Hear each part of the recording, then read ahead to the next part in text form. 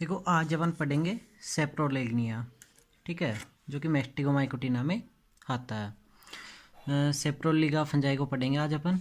देखो ये इस सेप्रोलेग्निया जो है वो मिक्सोमाइसिटीज क्लास में आता है, सब डिवीजन माइसिटीज है और मैस्टिगोमाइकोटिना में आता ही है। देखो ये एक्वाटिक सेप्रोब्स होते हैं, मतलब ये पानी में पाए जाते हैं। It is often seen as cotton wool around animal tissue in water. इसको अक्सर कॉटन वूल या एनिमल टिश्यू पानी के अंदर इन समय भी देखा जाता है, ठीक है, या पौंड तालाब के नीचे ऐसे कई जगह पे देखा जाता है। अगर अपन इसके थैलस की बात करें तो इसका थैलस देखो, थैलस जो है दो उसमें डिवाइड होता है। एक होता है राइजोइडल हाइफी और एक होता है एरियल हाइफी, ठीक है। तो राइजोइडल हाइफी जो होता है जो ज़मीन के अंदर रहता है, शॉर्ट पिनिट्रेट द सबस्ट्रेटम एब्जो न्यूट्रिशन, ठीक है।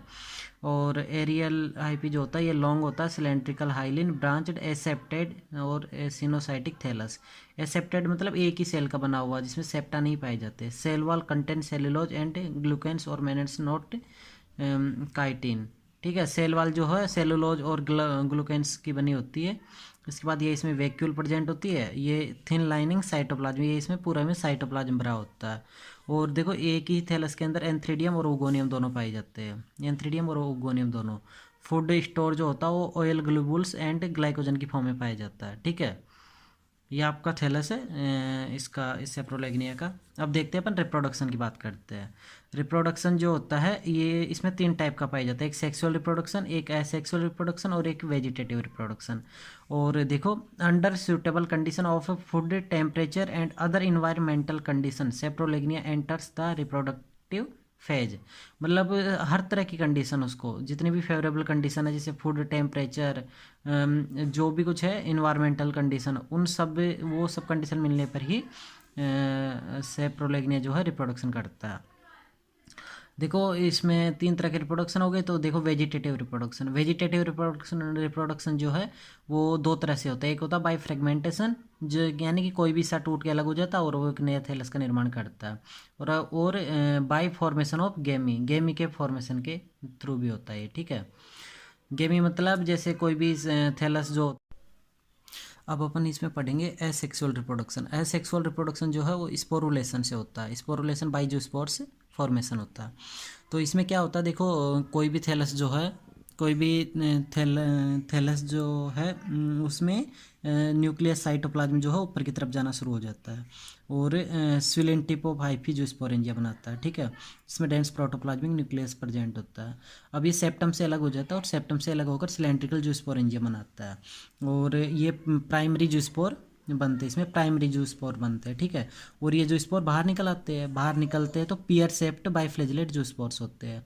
इसके बाद ये रेस्टिंग स्टेज में इसके फ्लेजिला टूट जाते हैं और ये रेस्टिंग स्टेज में सिस्ट की फॉर्मेशन में पड़ा रहता है और एक न्यू थैलस का न्यू जर्म ट्यूब का फॉर्मेशन करते हैं। इसके बाद देखो इसके बाद देखो ये जो जहाँ से फ्लेजिला बाहर निकलता है उसी में सेकेंडरी जो स्पोरेंजियम का फॉर्मेशन होता है, ठीक है। जिस थैलस से जो बाहर निकला है उसी से सेकेंडरी जो स्पोरेंजियम का निर्माण होता है, ठीक है। और ये इम्पटी प्राइमरी जो स्पोरेंजियम होता है। अब इसके अंदर ये जो न्यूक्लियस है इसमें भी जो स्पोरेंजियम जो है वो जो स्पोर बनाता है, फ्लेजिला होते हैं। अब ये फ्लेजिला बाहर निकल आते हैं और बाहर निकल के जो स्पोर दोनों दो फ्लेजिला बनाता है, एक टेंसल फ्लेजिला और एक विप्लेस फ्लेजिला। टेंसल मतलब छोटा और विप्लेस मतलब लंबा फ्लेजिला। किडनी सेप्ट बनाता है जो स्पोर। अब ये बाहर फ्लेजिला रप्चर हो जाते, टूट जाते हैं और ये सिस्ट का फॉर्मेशन करता है और इसके बाद लॉन्ग जर्म ट्यूब का निर्माण करता है। अब देखेंगे अपन इसमें सेक्सुअल रिप्रोडक्शन। सेक्सुअल रिप्रोडक्शन जो होता है ये इसमें सेक्सुअल रिप्रोडक्शन जो होता है वो इसमें ऊगेमस टाइप का होता है, ठीक है, बाइगेमेटेंजियल कॉन्टैक्ट के द्वारा।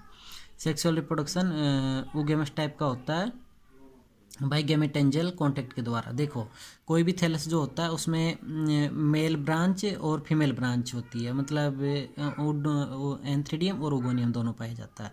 ये सेप्टम होता है, इससे अलग होता है। फीमेल ब्रांच जो होती है शॉर्ट और लेटरल ब्रांचेज होती है और मेल ब्रांच जो होती है इलोंगेटेड और ट्यूबुलर ब्रांच होती है, ठीक है, ट्यूब टाइप से होती है और इलोंगेटेड होती है। इसके बाद इसके बाद देखो इसमें ये जो साइटोप्लाज्म जो इसमें भरा होता है ये किनारे किनारे की तरफ चला जाता है और बीच में वैक्यूल बन जाती है, सेंट्रल वैक्यूल, और ये उगोनियम हो गया, ठीक है।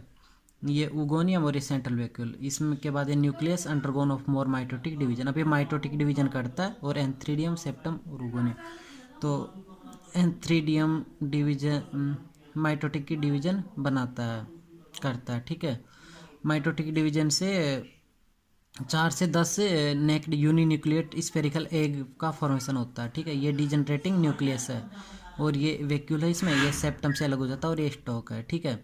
इसके बाद एंथ्रीडियम और उगोनियम दोनों एक साथ फ्यूज्ड हो जाते हैं, ठीक है, और फ्यूज होके डिप्लॉइड जाइगोट का फॉर्मेशन करता है। ये उगोनियम विद एग्स और ये एंथ्रीडियम विद मेल न्यूक्लियस, ठीक है, और ये जाइगोट का फॉर्मेशन करते हैं, डिप्लॉइड जाइगोट का फॉर्मेशन करते हैं। एंथ्रीडियम, अब इसमें से जो एंथ्रीडियम और उगोनियम जो है, एंथ्रीडियम में से जो जर्म ट्यूब निकलती है वो एक एक जाइगोट से जाके कनेक्ट हो जाती है और fertilization tube male nucleus female nucleus एक एक उगोनियम से कनेक्ट हो जाती है और डिप्लॉइड जाइगोट बनाता है। ये आगे जाके देखो, इस अगर आप डिप्लॉइड जाइगोट को देखो तो dark colour spore contain a number of oil globules, ठीक है, मतलब डार्क कलर का होता है और ऑयल ग्लोब्यूल्स की फॉर्म में पाई जाता है। The entire protoplasm is used up in the formation of spores का फॉर्मेशन करते हैं। इसके बाद इसमें 2 कंडीशन होती है। पहली कंडीशन तो ये कि इसमें ये जो डिप्लॉइड जाइगोट जो बना, ये जाइगोट बाहर आ जाता है और 2 से 5 मंथ तक भी रेस्टिंग पीरियड में पड़ा रहता है, ठीक है। 2 से 5 मंथ तक भी रेस्टिंग पीरियड में पड़ा रहता है या, और इसके बाद मियोसिस करता है। मियोसिस से जर्म ट्यूब निकलती है, फिर जर्म ट्यूब में माइटोसिस डिवीजन होता है और स्पोरेंजियम का निर्माण होता है। स्पोरेंजियम से जू स्पोर्स बनता है और जू स्पोर से फ्लैजेला ये बाहर निकल आता है जू स्पोर, और ये से फ्लैजेला अलग टूट जाते हैं और फिर सिस्ट का फॉर्मेशन करता है, जिससे माइसीलियम का निर्माण। इसके बाद ये फ्लैजिला, इसका जो ये फ्लैजिला होता है ये टूट जाते हैं और सिस्ट का फॉर्मेशन करता है, इससे न्यू माइसीलियम का निर्माण होता है। और इसमें दूसरी कंडीशन ये होती है कि इसकी दूसरी कंडीशन ये होती है कि इसमें ये जो डिप्लॉइड जाइगोट होता है, ये जाइगोट ही जर्म ट्यूब का फॉर्मेशन करता है, ठीक है, जो secrete thick walled rounded germ tube का निर्माण करता है। इस तरह से आज का आपका ये टॉपिक खत्म होता है, जिसको सेप्रोलेग्निया।